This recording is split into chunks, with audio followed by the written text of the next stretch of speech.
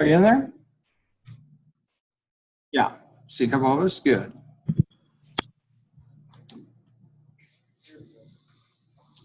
Okay. Now let me go back to the guide and the resources.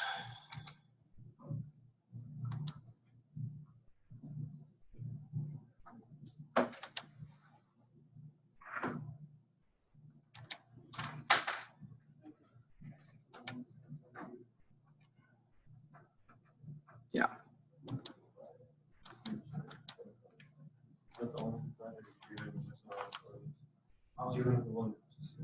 Now, for XLS3, and if you're in the meeting now, you will see I'm there in that resources file that lists the file, what we're going to do, what files we're using, etc. for the Excel cases. And for XLS3, there is that if statement temp, okay, and that's over in the templates file there, and it's over in chapter 12. Okay. Now, I think if I'm not mistaken, I uploaded it. So here comes the grand test. And if you go back into the module 2, you should see copy of if statement used for case 3, XLS. You see that? Okay. I'm going to open it up, and then I'm going to download it. Excuse me. All right.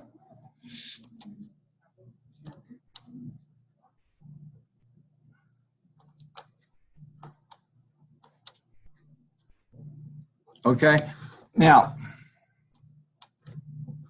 if I'm not mistaken, it's over in chapter 12, and let me go over to chapter 12. And it's figure 5, and it deals with if statements. Now,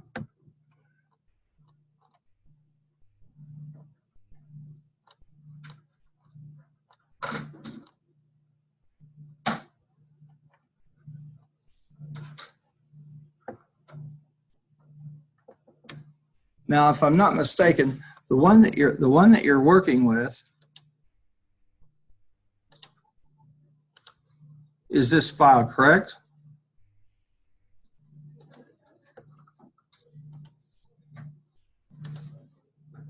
The copy of that if statement, right? Okay. Now, what problem were you running into?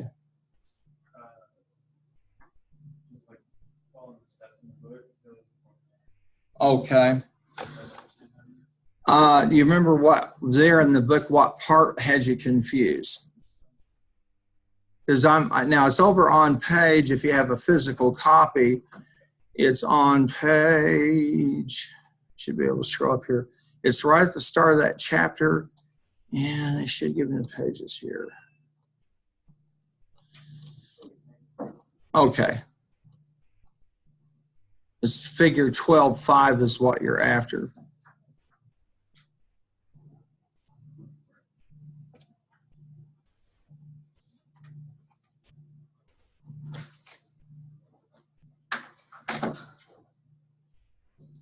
Now this one is, I think if I'm not mistaken, this is the one where you're doing the if statements using the first roll in the craps game. Is that the one?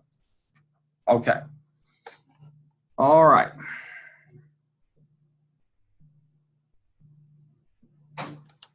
I'm going to open it up here for just a second. Okay.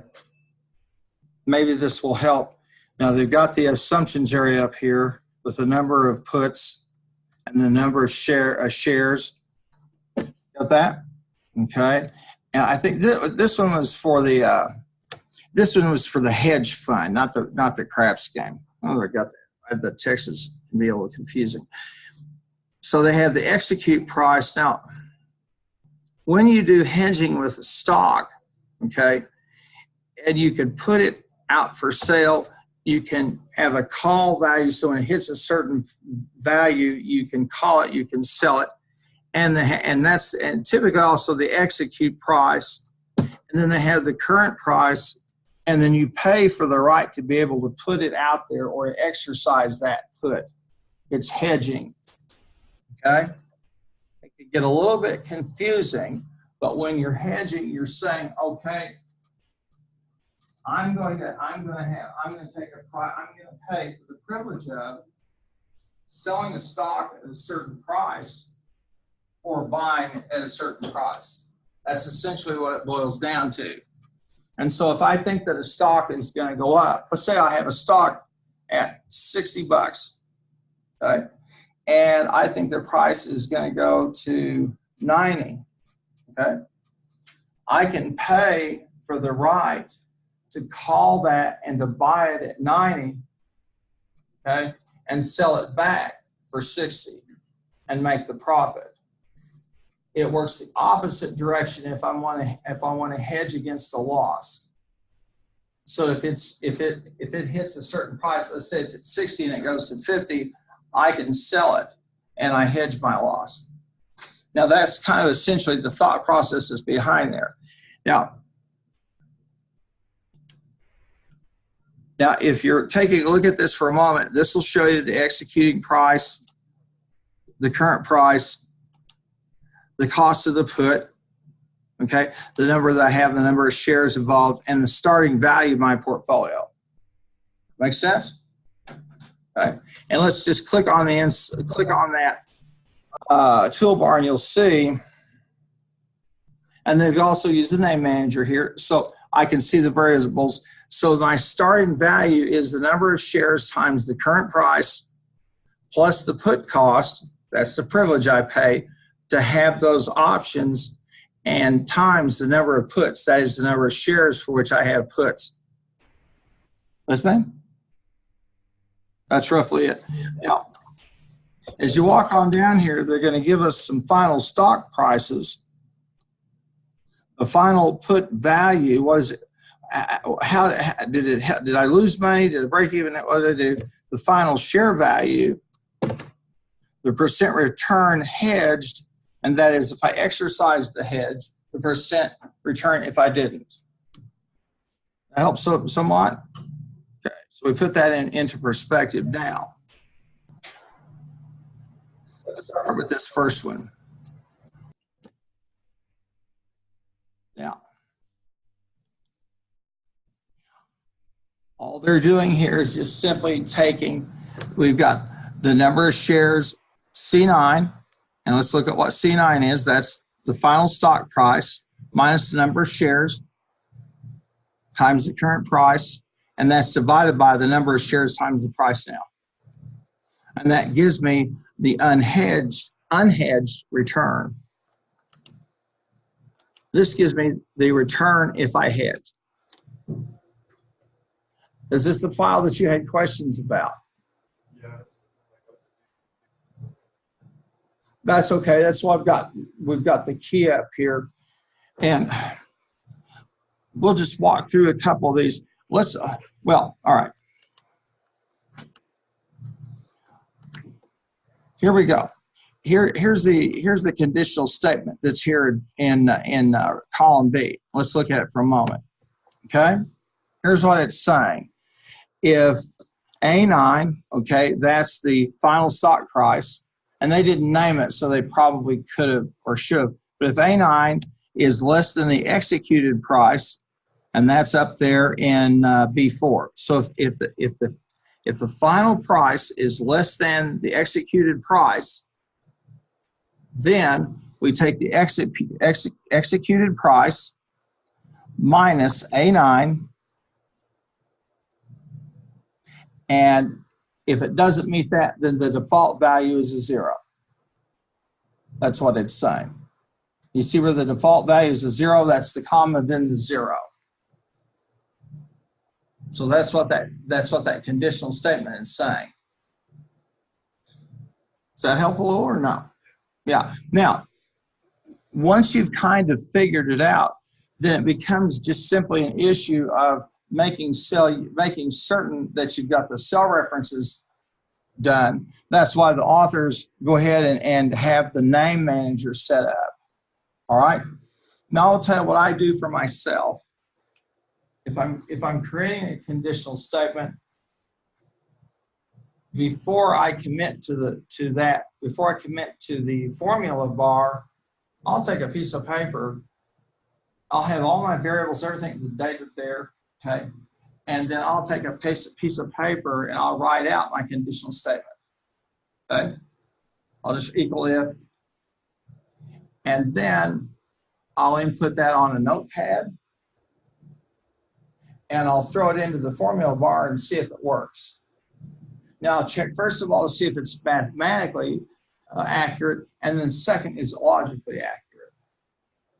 And it takes a little more time, but once you've done that, once you've written that very first conditional statement, it becomes nothing more than just simply using the cell referencing. And you can drag and drop it right on down. Now, let's go down to the next one. Okay? And I'm going to escape that there. I'm going to come down to I'm in cell B10. Okay?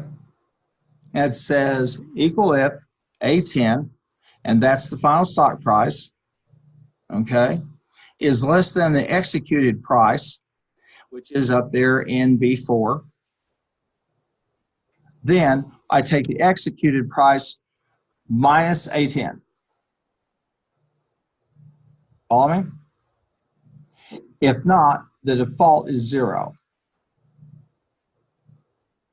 So what I'm saying is I look at the final stock price and I compare it to the executed price, the price where I execute my put or my call. Does that help in any?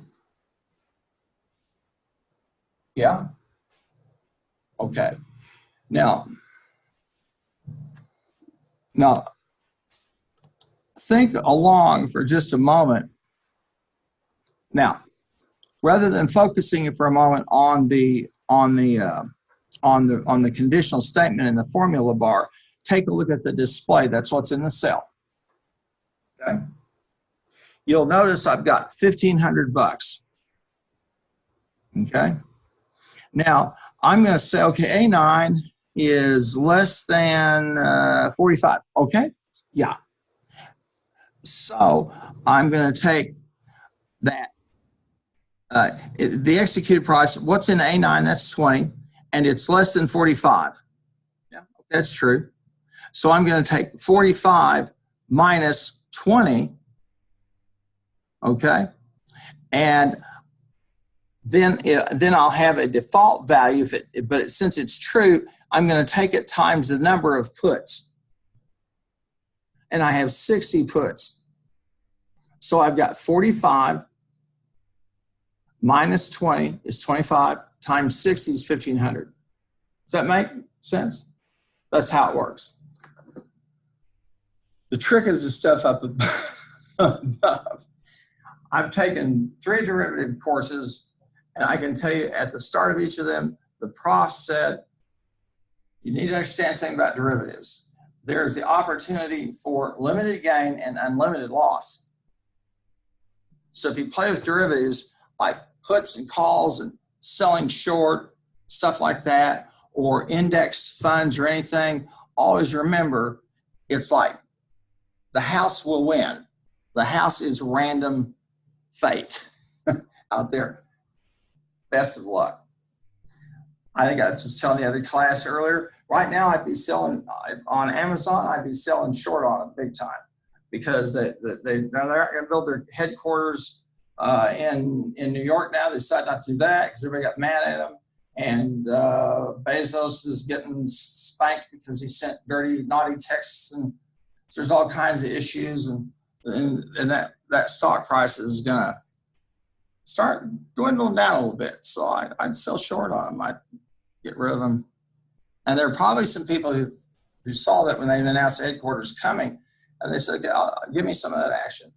So I'm going to pay for the privilege of when it hits 40, right now it's at 60. When it hits 45, I'm going to buy it I'm going to buy it for 45 and turn around and go to the open market. You're going to pay me 60 for it, and I'm going to the open market and sell it for 45. Does that make sense? Dr. Reeder is an investment finance person. I'm more operations, more management, financial leverage, operational leverage. That's really more my field. Okay. I'm not a trader. Never have been, never will be. It's too rich for my blood, and too many things can go bump in the night. But let's walk through this and we'll see it again. Let's go down here to B10. Now we've got equal if A10, and A10 is the final stock price, is less than the executed price. Is it or not? Is A10 less than B4? Yes. So I'm going to take the executed price minus A10. And so I'm going to take 45 minus 25, that's 20, times the number of shares, and that will give me the 1,200 that's displayed. Is this helping? See kind of how it's working out? Conditional statement is if then, true, what happens? If not, what happens? And they're saying there, if A10, let's say if A10 is larger than the executed price, it's going to give you the default of 0.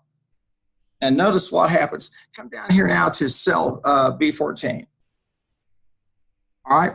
Now, if A14 is less than the executed price, then we're going to take the executed price minus A14, or we'll do 0. Now let's look. The final price for the stocks is 45.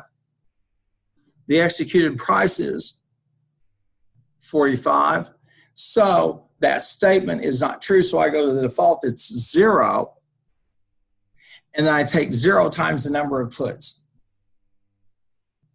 So I get 0. Got it? Does this make sense or no? It's just if then. Now on the Garland roofing payroll, that one is what we use nested conditional statements, and then we have some functions in there like the minimum and the maximum. You can make them really, really complex. There's really, it's up to you.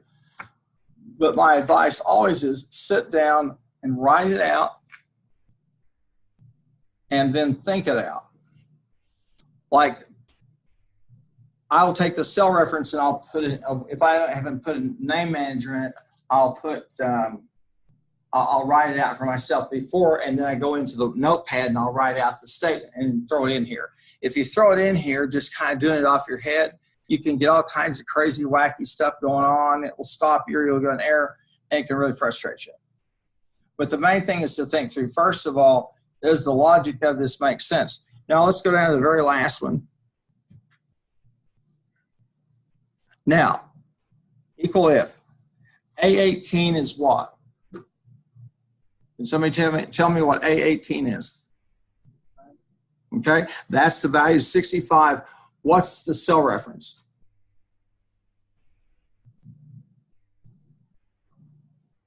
It's A18, right? Okay, I'm sorry. I didn't say that very well. So A18 is 65. Is that less than The executed price? No. It's larger than the 45. Since it is, okay, then we take that Executed price of 45 and we subtract A10, we get a negative number. But we take that value times 0 and it gives us the 0. And then we take it times the number of puts, which is 60, and I end up with 0. That's why you see those. So when you look at this derivative, okay, what you'll see is at a price of 40, you're doing okay. But as you move on down here, not so okay.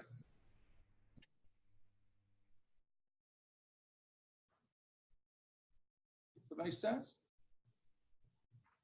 Does that help some? Can everybody see that file? Is it rendering out today for you? Okay, good. Did that help?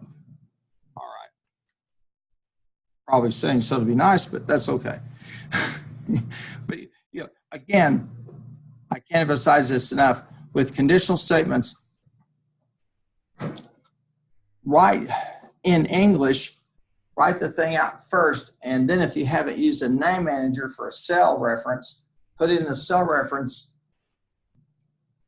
then go to a pad, write it out, then throw it in the formula bar, and if it works, then see, does this make sense or not? And then you just simply use the cell referencing, will take care of itself. Okay? Yeah? Yes? No? Okay. All righty. Now they've got those are some interesting little cases in there. And I do think it's good if you try to work through some of them and just follow the step by step.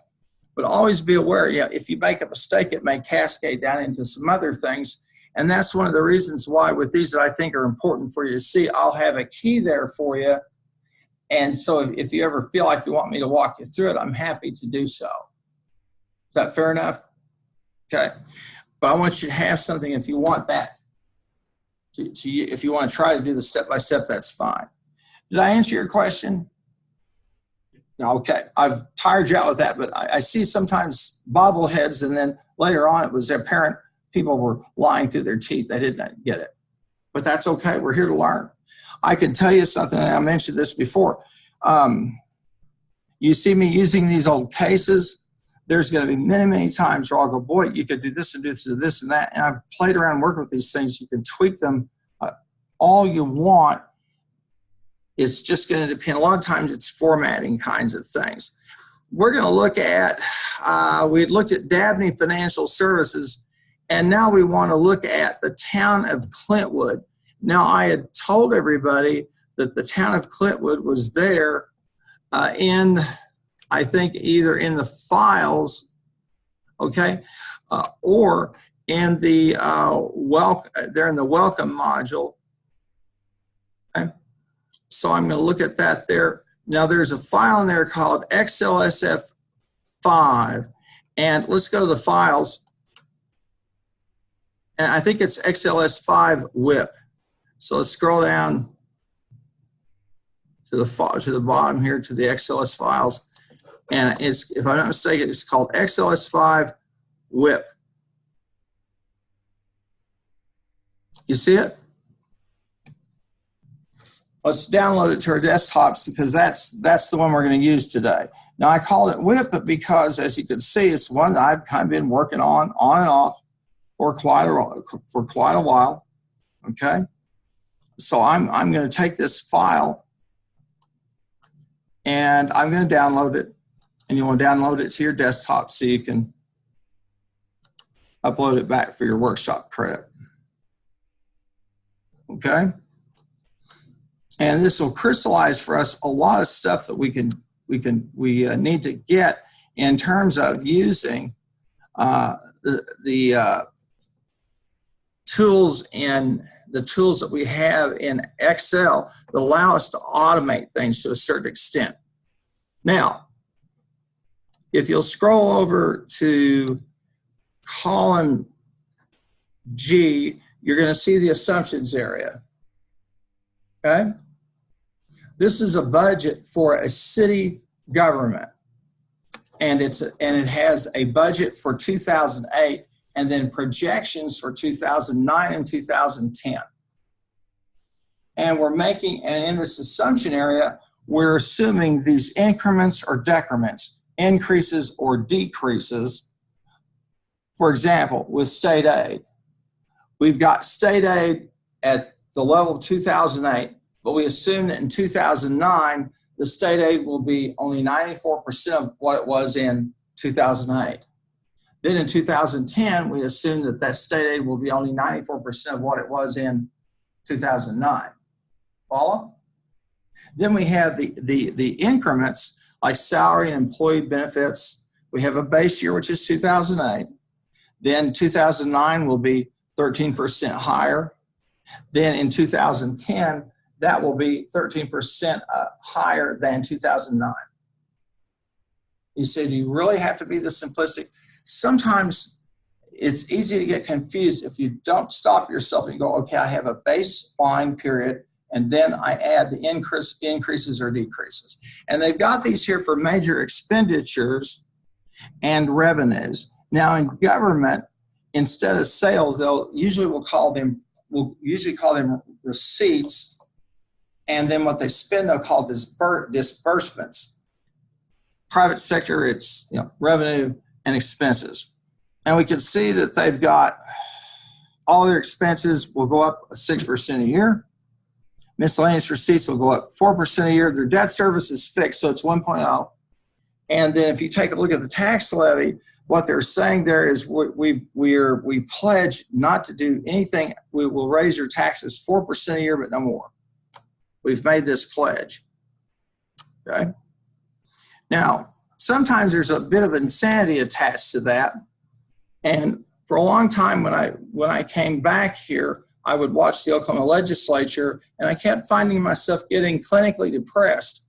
And then I realized one day when they were wrapping up an annual budget where they said they could not understand, this is true, our legislators could not understand why they had given a $200 million tax cut and they were $200 million in the hole. They could not understand that.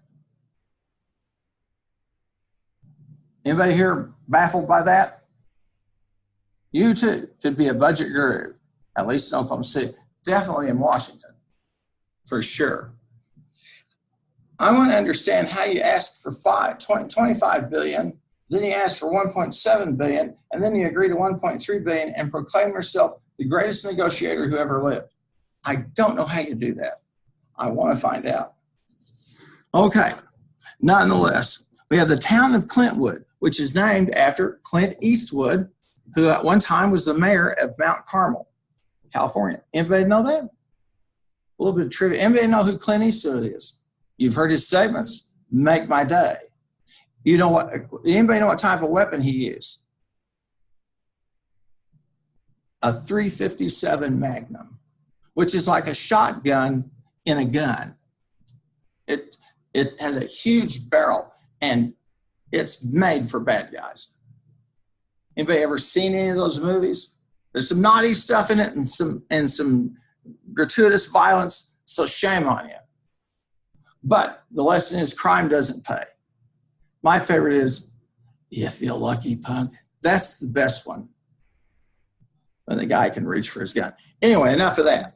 Clint Eastwood's also made some movies about, I think he made a movie about one of our great jazz players. He's made some nice movies too.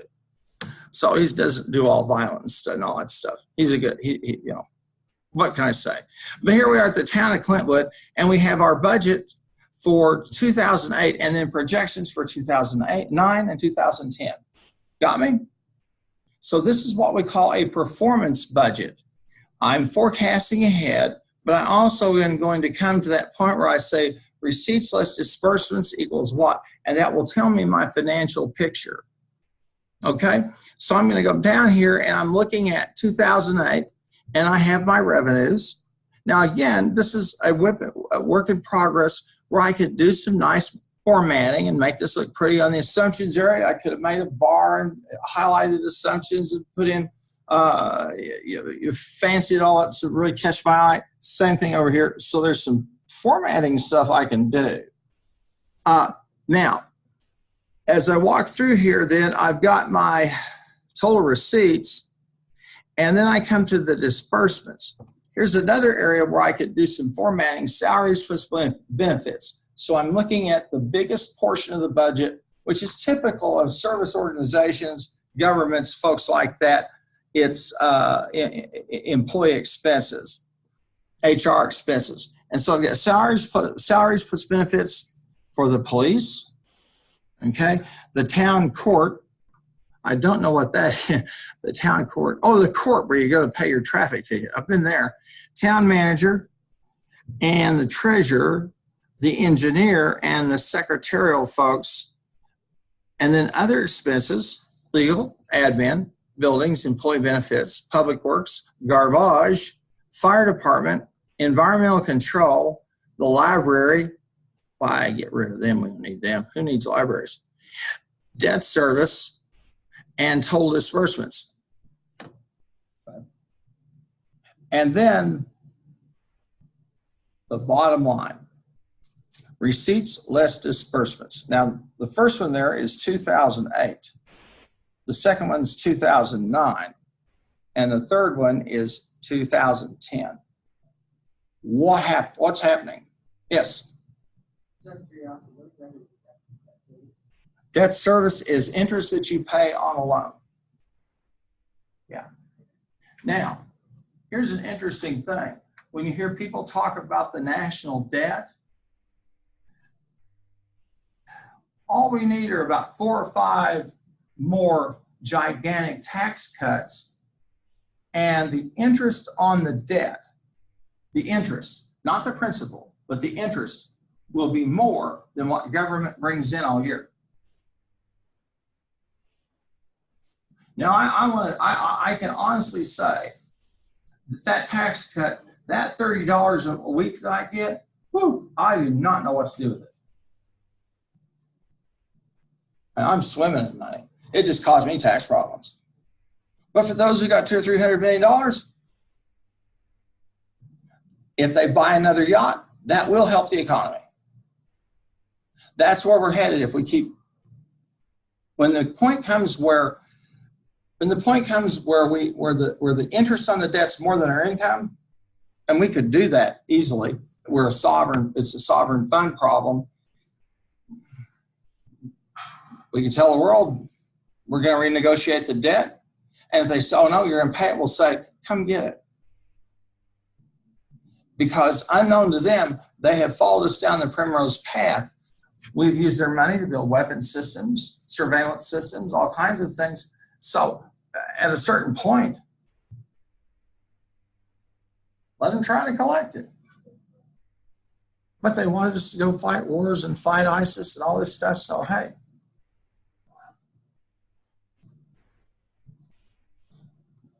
Interesting stuff.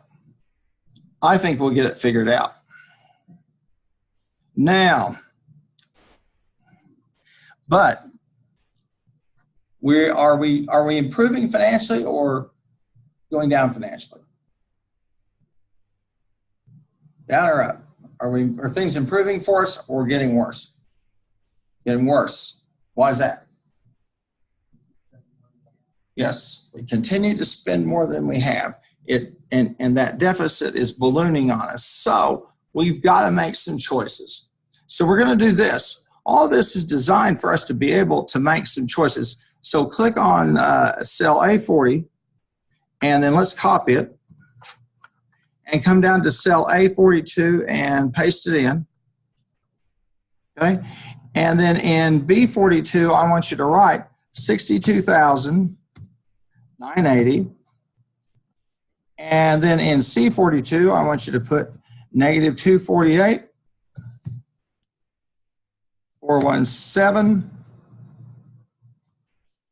And then in D, I want you to put minus 609. And that's what the parentheses there mean. 808. And right under there in cell A43, write base case. Okay? Now, as I've said repeatedly, we do all of this to enable us to make decisions. What I have right now is a spreadsheet full of data. I have a little bit of information. Here's part of the information I know this. The light at the end of the tunnel is not a car, it's a train, and it's headed towards me. It's called yield deficit train. And if you'd like to see something that's really sad, a city that's bankrupt, you can go study the plight of the city of Detroit, which is in receivership. It went bankrupt. And they have a person running it. All the creditors came in and said, all right, we're going to name someone to run the city. Greece went bankrupt and said, we're just stuck. We'll renegotiate our debt with you, or we'll go default. And at one point, it's been a few years, somebody said, the United States, well, I think it was maybe Speaker Wright said, well, if we default, we default. It doesn't work like that. If we default, here, you see those things on YouTube where they have 6,000 dominoes all together and it falls? It will go like that. Because once a sovereign nation like the United States, or say even Greece, goes belly up, problems begin. Because the people in the big banks say, I'm scared to lend money to anybody. So now we have now we have to take a look at some of our options. So we have the assumptions area, and we can say, all right, we have to fix this deficit. So let's take a look at this for just a moment and say, okay, which of these are uncontrollable?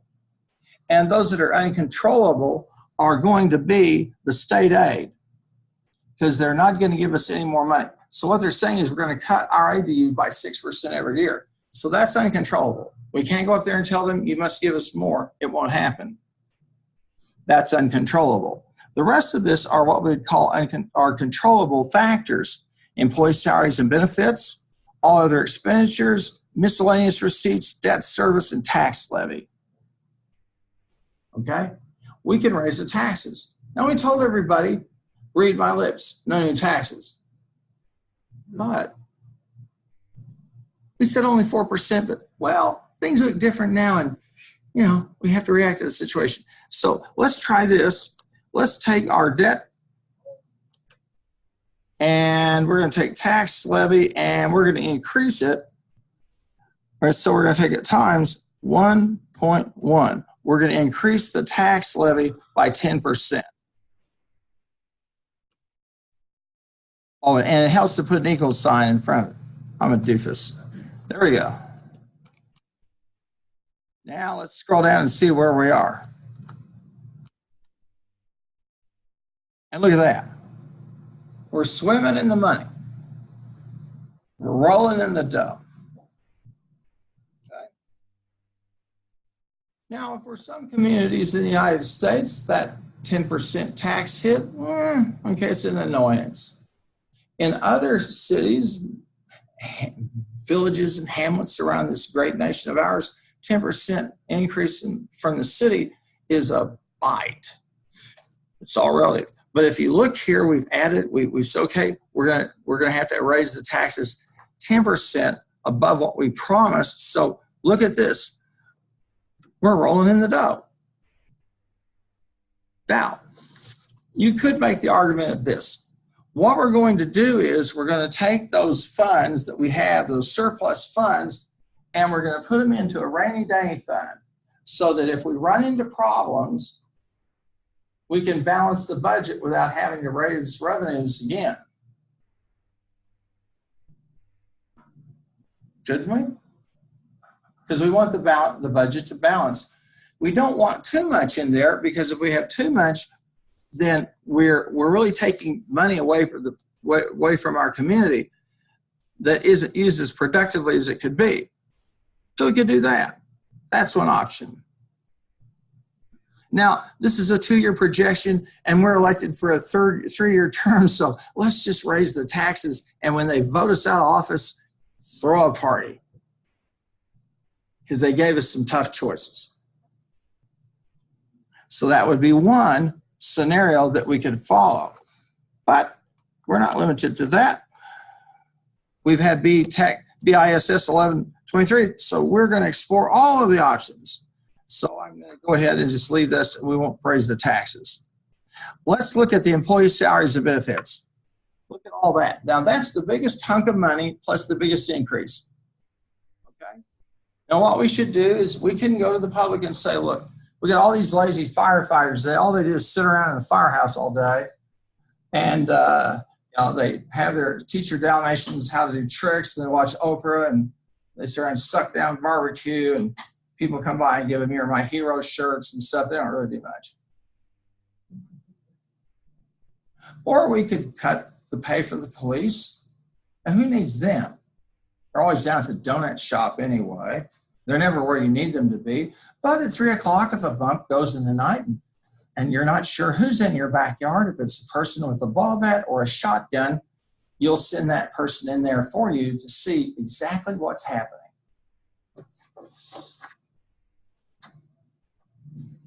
After all, they're just a bunch of lazy people.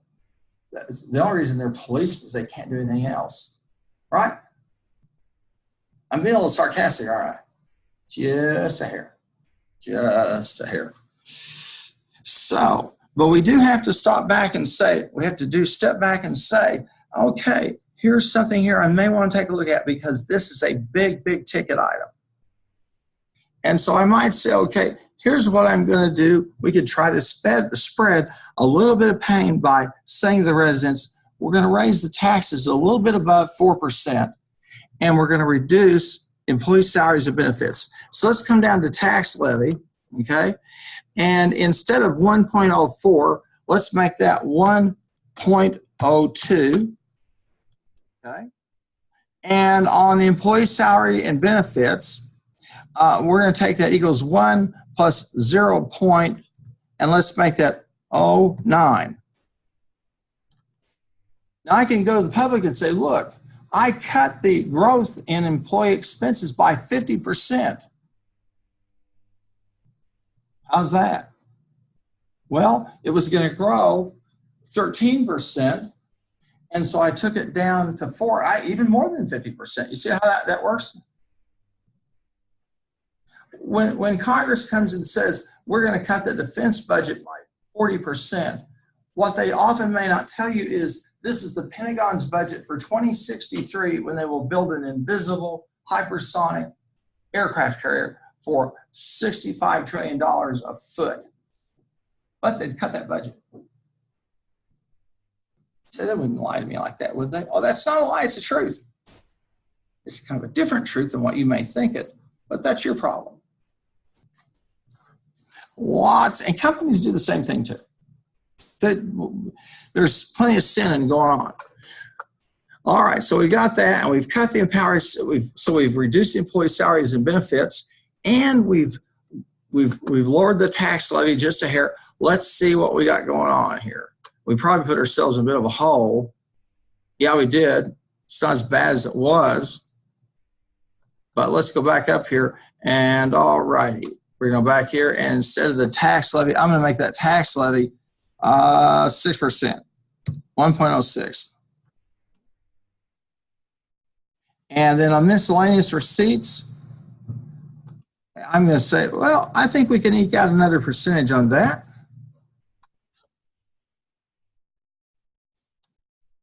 You see how nice this is, this assumption area? It's running all the numbers for us. It's using the cell referencing to automate all of this for us. So we just simply keep our notes, and we start to see how does this look. Debt service is going to stay the same. That's the interest we have to pay on the debt. And let's go down here and see how it looks. We're making some progress. Not a lot, but a little bit. So we can go back over here and play with this again some more. And on the, let's see, go back at employee salary benefits. And instead of growing 9%, let's say they're going to grow 8%. And see what good that does us.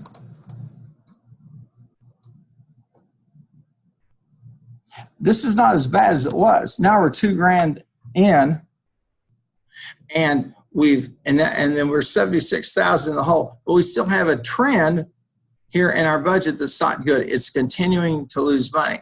So let's say we're going to come down and we're going to do a tax levy, and we're just going to say we got to bite the bullet, folks. So we're going to make this 1.075. You said he was going to be at 4. Well, things change.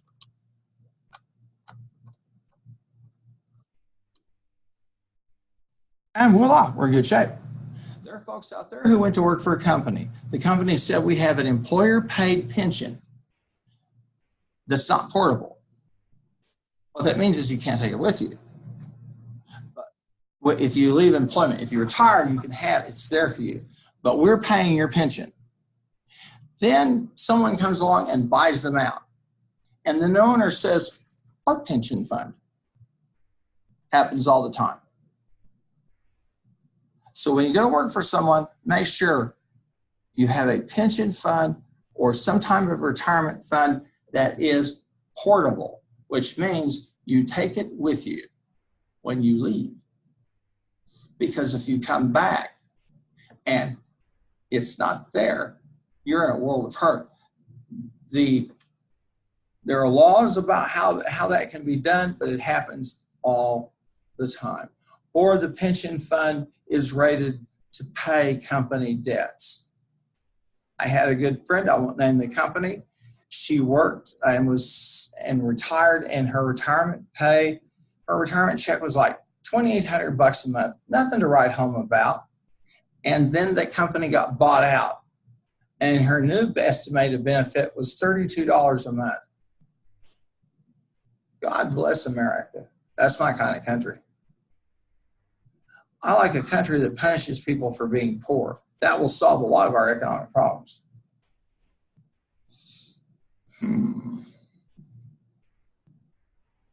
Interesting. So right here, with what we've done is we've cut some of these employees' salaries and benefits.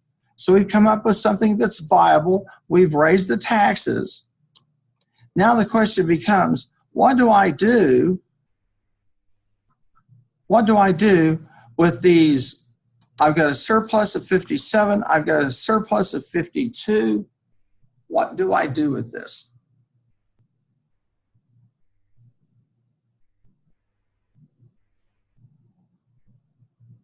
What do you think? You're the city council of Clintwood. And I know what I would do. I'd buy everybody a 57 Magnum and get rid of the police. What do you think? With that kind of money, we could probably buy everybody an AR-15. Everyone needs an automatic rifle in their garage. It's their God-given right. I, for one, think we should also sell grenade launchers because those are too. It's my right as an American under the Second Amendment to have a grenade launcher. If you ask Thomas Jefferson, he'd say, let him have a grenade launcher.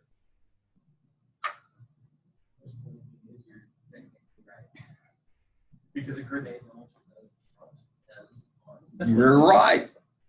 I quit going to gun shows when I saw there was a little tent, and the guy got some special stuff to sell you. And I thought, does this mean dirty pictures? I thought, okay, it wasn't dirty pictures. I was a teenager. Teenage boys are like that. God's improved me since then. I went in and they were selling mortars, Vietnam era mortars with the projectiles. So you pop that thing in and your neighbor's dog giving you trouble, ain't going to be going on for long. You just dial it up, get those coordinates in. You seem skeptical. I was so shocked at the stuff I saw for sale. And that was when I dropped. I was a member of the NRA. I'm out of this. Can do. After all, wouldn't you need an automatic rifle so you could take down a deer? Because they are dangerous. Anybody here shot a deer? It's scary. 1,000 yards. Now, people who hunt and eat what they hunt, God bless them for them. But I don't think a lot of the exotic weapons that we sell are a good idea. I would say this is just my opinion, not the school's opinion, not the opinion of the Baptist General Convention, or not even of my wife. It's just my opinion, okay? If you need to have an AR-15 in your closet, I'd say move.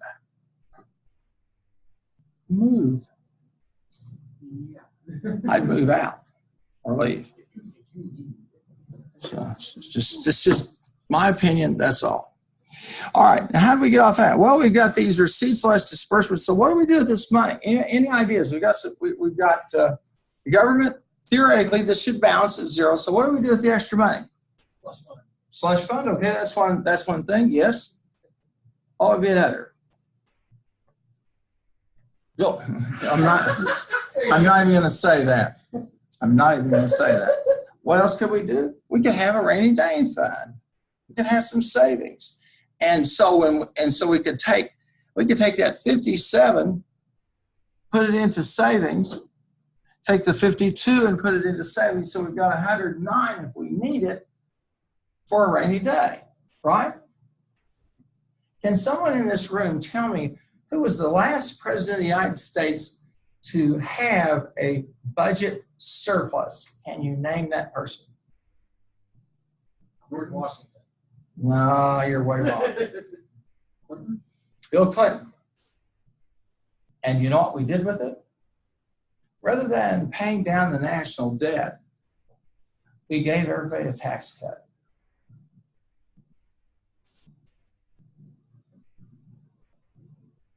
Yeah. Can anybody name me the president of the United States who in 8 years borrowed more money than had ever been lent in the history of the United States, private and public? Lent more money than had ever been borrowed. Can you name that president? I gave you a clue, it's 8 years. No, not Obama. You'd be surprised. It's Morning in America. Ronald Reagan. Fiscal conservative. We borrowed more money in 8 years than had been borrowed by the entire economy since the inception of our country. That's an amazing thing, isn't it? Now, they talk about the people who are billionaires and all that. Let's talk real wealth. Real wealth is owning 30% of all the oil in the United States.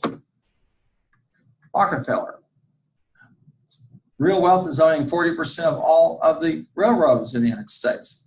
John Jacob Astor, Vanderbilt, as Vanderbilt was the guy that did. All the timber. Yeah, he was. These folks were so wealthy that when the United States government faced a panic, a run on the Federal Reserve in the late 1890s, they stepped forward and pledged their personal fortunes to bail out the United States of America. That's wealth. And those people are patriots. Now, if that happened today, most of those CEOs would go, how fast can we get ourselves transferred down to the Cayman Islands? We need some patriotic countries. Take all that money that's offshore and bring it back. We need it over here.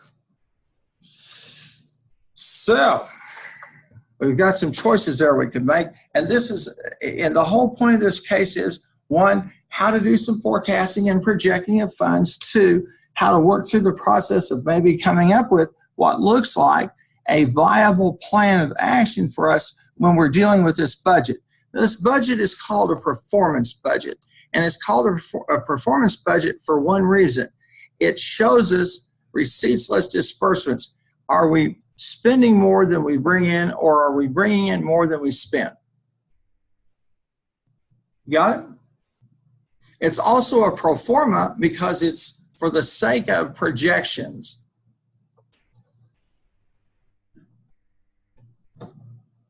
And you'll be working with pro forma budgets and doing forecasting throughout your career, all of the time.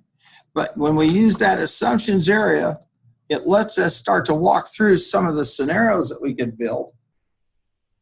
In fact, if you wanted to, you could go over you could click on data, okay?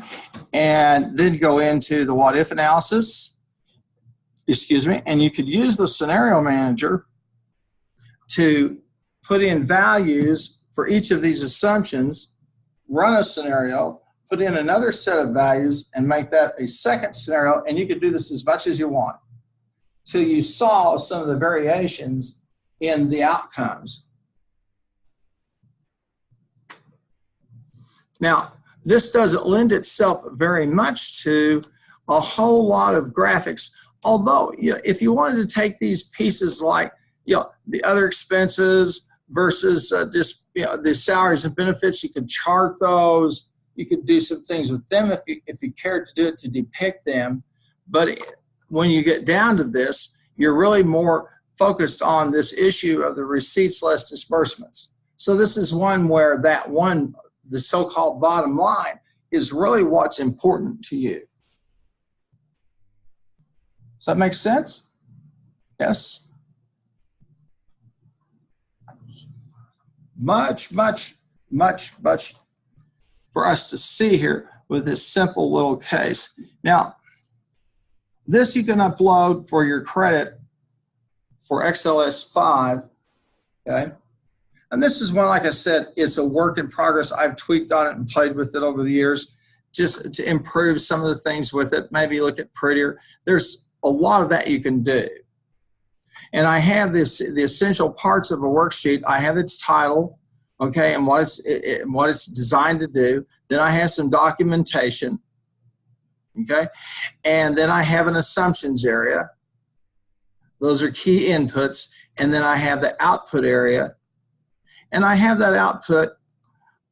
I could use some bold on things like disbursements, and then maybe salaries plus benefits, which is a category of disbursements. I might want to put it in italics. But I've got a pretty simple pro forma here. This help? Yes. Okay, so when we're doing the assignment, I'm confused.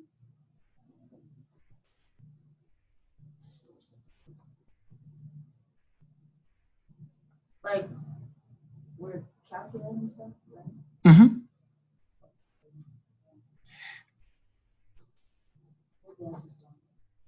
Well, let me walk you back through it real quickly. We started out with what we called a base case, all right? And we had these figures, we had these revenue figures, so this is money coming in, okay? And we start our first year, our base year, and at the top we could put 2008 is our base period. That's where I'm starting at, okay?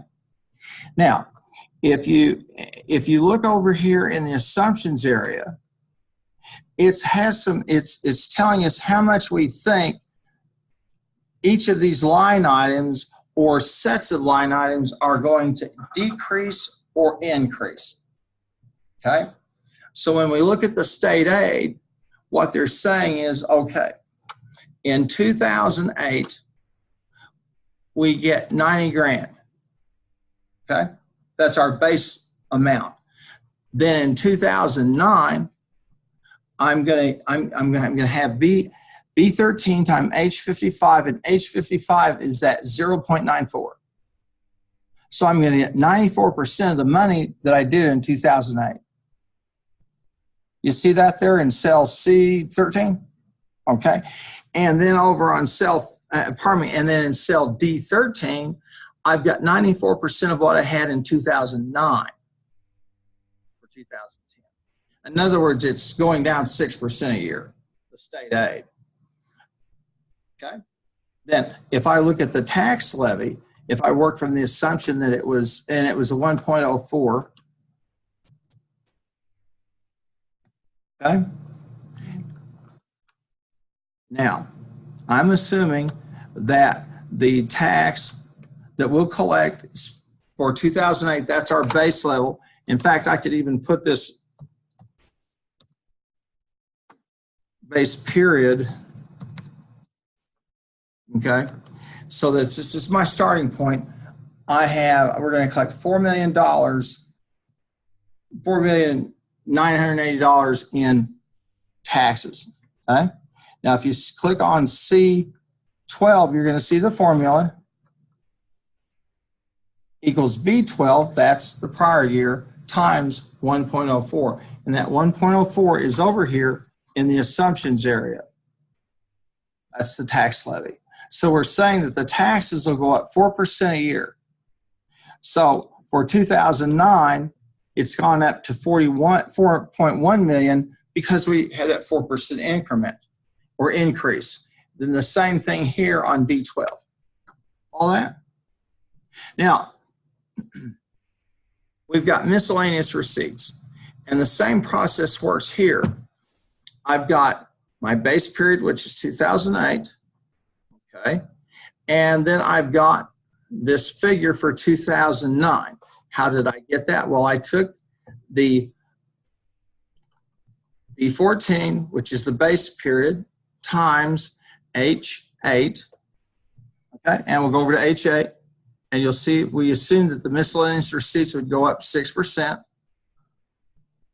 You see? Okay. And then, okay, we're there. And then if you look here in D14, notice it's C14 times H8. So I took 2009 times 1.06, and that's how I got that figure for 2010. And we built the budgets we built those budgets for 2009 and 2010 based on the assumptions that we believe that they're going to change year by year. So that make sense? Yeah, I guess what I was asking is like when we submitted, like are the numbers supposed to change? Like what are we? Well, yeah, here in the assumptions area, okay, because everything is tied like state aid. If you come over here and take a look, you're going to see this isn't tied to anything. But look at 2009.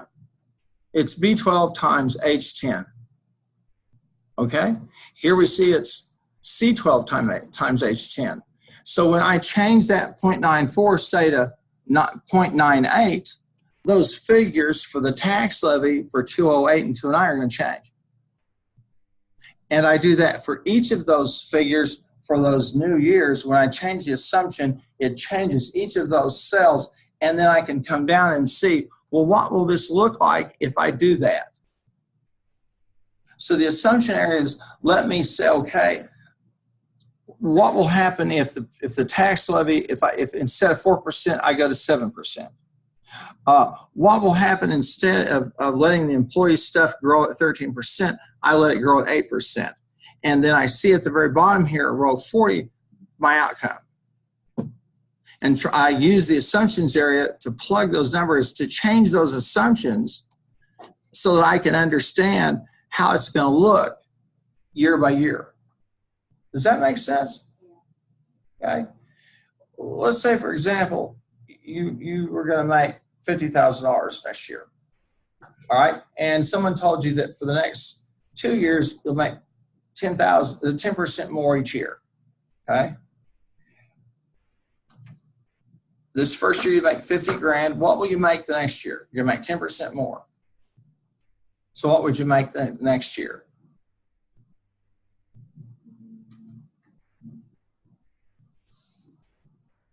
I'd take the 50 times 1.10, which would give me 55,000.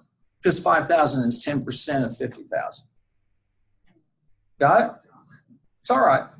And then I take 55,000 times 1.1 to get my figure for my third year. One good way for you is to go through each of these and see and see the cell reference, and you'll see that there's no cell reference here because this is our base period. This is 2008. But here's 2009, and it's H6 because it's salary and benefits, and it's H6, C21 times H6. Does that make sense? Yes? Yes? Does that make sense? Okay. Okay. You take a look at it and just see how it works its way through. Are you still feeling kind of lost? No?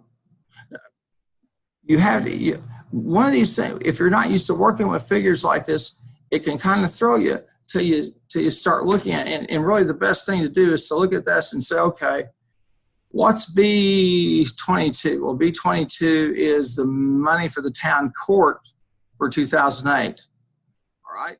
And it's going to go up by whatever is in H6. Then I've got 2010, and I've got equals C22. You say, well, okay, why? Well, B22 is for 2008.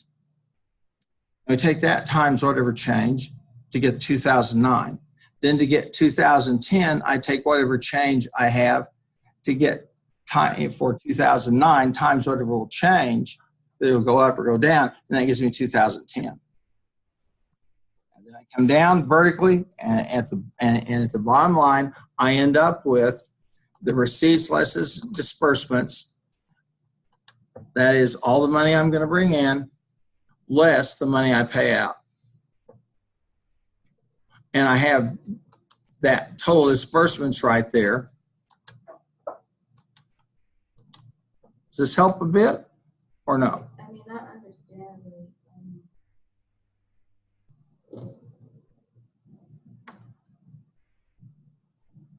Yeah, I understand. You think, okay. Okay. The whole point of the assumptions area is for you to be able to change a number here, but not do all the calculations across. That's already built in. So you can say, okay, then of my choices here of increasing or decreasing one of these factors or assumptions, or you could call them a variable, what will I end up with? Okay. And so I can strategize. I could say, well, I'm going to increase taxes and I'm going to increase the revenue as much as I want, as much as I think I can, and see if that does it. Another choice would be to say, okay, I want to reduce expenses as much as I can. See what that looks like. A third choice would be to say, well, I'm going to try to target some expenses and some revenues that are my larger and more important ones, because the larger, more important ones, when I impact them, I impact the entire budget. And the employee salaries and benefits is a huge amount of money that's spent because it's a big portion of the budget. Does that help a little bit? Okay. Well, At first, I didn't see any numbers change. So I was like, okay. You have to change the you have to change the assumptions values in here to get the value, the bottom line values to change. Yes. Got it? Yeah. Now, as I mentioned, one thing in terms of this being kind of a work in progress, there's one other thing I would do to make this really a very, very useful tool. Over in one of these columns, I would put percentage of budget. And then I'd say, okay, what percentage of the entire budget, what percentage of the budget and what percentage, say, of revenues is accounted for by state aid? So I put these in a perspective. You with me? When I do that, it's far, far easier to attack this. And so I'd want to say, okay, state aid is what percentage of state aid is revenue? Employee salary benefits, what percentage does that constitute in terms of expenses? And just work myself all the way down to all other expenditures. Then I can say, okay, it makes no sense for me to attack 5% of the budget when I got 50% of the budget sitting over here that needs to be worked with. You got me? So that would be another thing I could do to improve this to make it a little bit better. Okay, that's what I would like you to do. Anybody else have a question or something I can help you with? Are these files rendering for you? Because we had problems the other day. Can you see them now? Okay, that's probably what I needed to do. All righty. Well, folks, I'll tell you what, we've gone quite a ways here today. Let me encourage you also to take a look at that statement over there in that figure 12.5, which is another one of these where we're working with conditional statements. I think we spent some time on it, but you'll want to look at it some more and get a good feeling of it. So, anybody else got a question? Okie dokie. Thank you so much for your time, and I'll see you guys online Tuesday.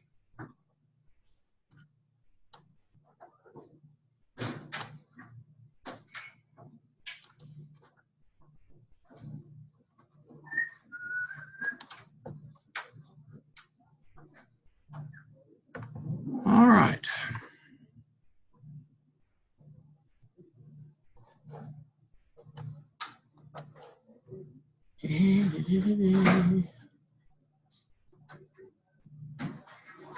Is it for most of you? Anybody have classes Friday? No classes Friday. A few of you, maybe? Okay, good.